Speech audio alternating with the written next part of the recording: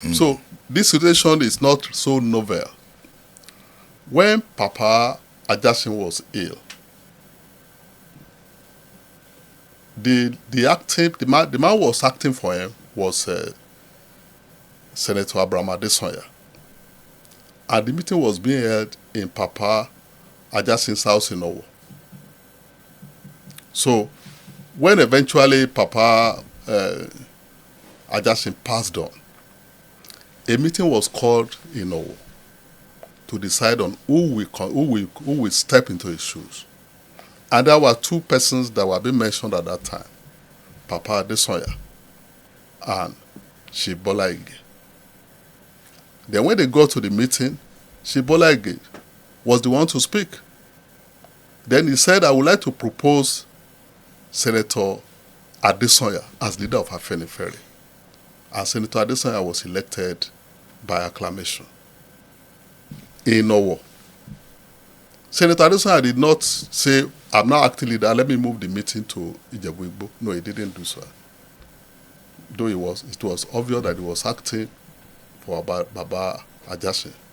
All through the while, when Baba Adesanya could no longer attend meeting, or when he became very ill and he had to be moved to Ile-Ife teaching hospital, where he was attended to by Professor Roger Mokonjola, the then Vice Chancellor and a first-class physician.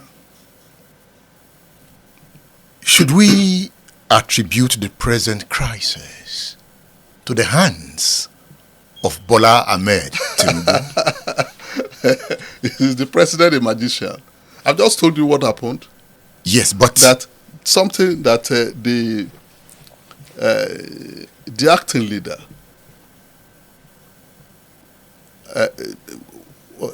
was not following tradition properly. But there was peace before Tinubu came in. No, you are wrong. Okay? You are wrong. You are wrong.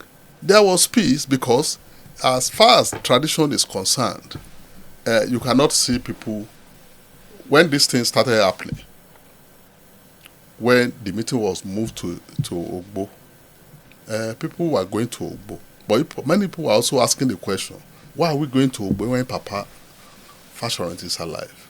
We have had precedents. I've just told you about Adesanya, about Adesanya. But now let me tell you about Baba Adesanya too. Baba Adesanya too fell ill. But before he fell ill, he appointed Chief Fasoranti as acting leader because he was not feeling too well. Then he became severely ill. I could no longer attend meeting at all.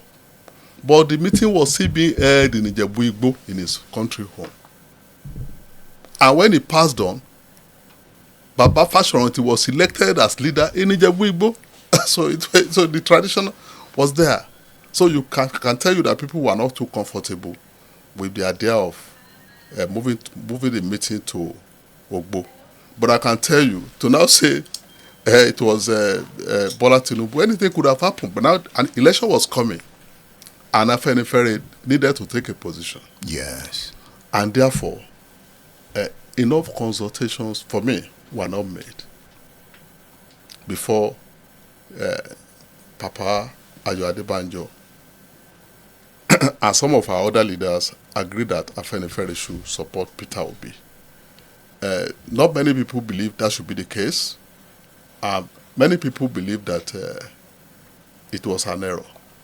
That if you are representing the Yoruba people, as far as this time is concerned, the person Afenifere should support should be Bola Ahmed Tinubu. So it couldn't have been the other way, that Bola Ahmed Tinubu was the one saying that they must support him. Did Bola Ahmed Tinubu at any time even tried to consult the acting leader, Pa Ayo Adebanjo? Only Papa Ayo Adebanjo could talk about that. I wouldn't talk about whether he did that or not. Because I couldn't be privy to that. You should be privy to it, because I know you are grounded on Afenifere issues. But I can tell you that many of our leaders felt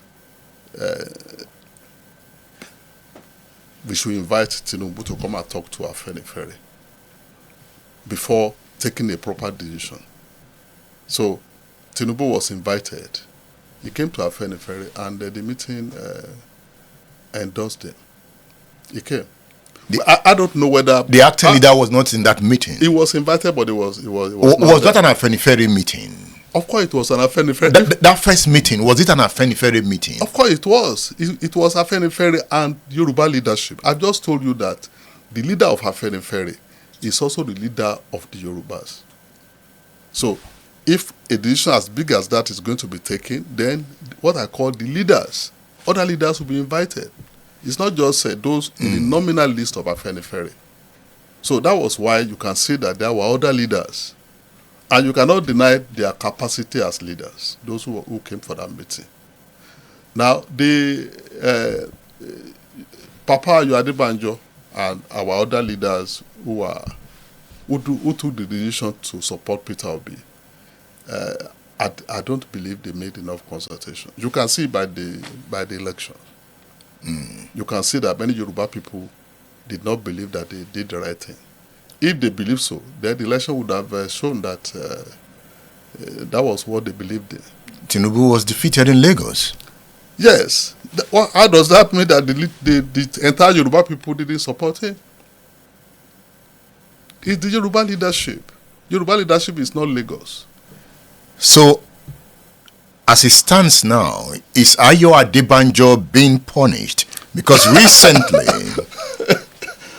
Afenifere came up with Elders Caucus and scrapped the position of acting and deputy leader. Is that a punishment of Ayo Adebanjo? How can you say people are punishing Pa Ayo Adebanjo? What has been done is to return to the tradition. Afenifere leadership has always been a committee of elders. That has always been the case. Papa Jackson and all the other leadership, all the other leaders. So the issue of deputy leader came with Papa Abraham Adesanya. When Papa Adesanya was made the leader, he said he would needed Bola Ige as his deputy leader. So that was the official time a deputy leader was appointed. So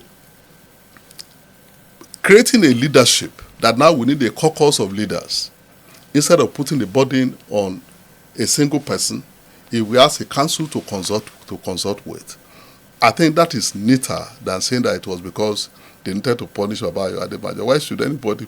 Papa Ayo Adebanjo is an enduring hero, not only of Afenifere, but also of Nigeria.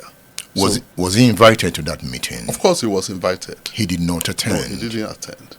And he insists he is the leader of Afenifere. I'm sure he wouldn't say that he's leader. He's acting leader. They have a publicity secretary. Don't worry yourself about that. They are releasing statements. How does that affect? They have countered the decision taken by the other Afenifere. What have they done to counter the decision? Because Ayo Adebanjo is still the leader of his faction. Ayo Adebanjo is acting leader. He's still acting leader. That was what he was. And he's still acting. No. So the new leadership now is different. The leader has the right to do so. And nobody could question the locus of the leader to take that decision. Is Afenifere governed by dictatorship? No, certainly not. But a leader has the right to take certain decisions. That is not dictatorship. That is not. Remember, he appointed Ayo Adebanjo as acting leader. So, could he not change his mind? Why did he change his mind? You will need to go to Akure to ask that question. Because he had told Ayo Adebanjo that he could not function again as the leader of Afenifere. Let me tell you a story, which is a bit different. King Hussein of Jordan was old. He had cancer.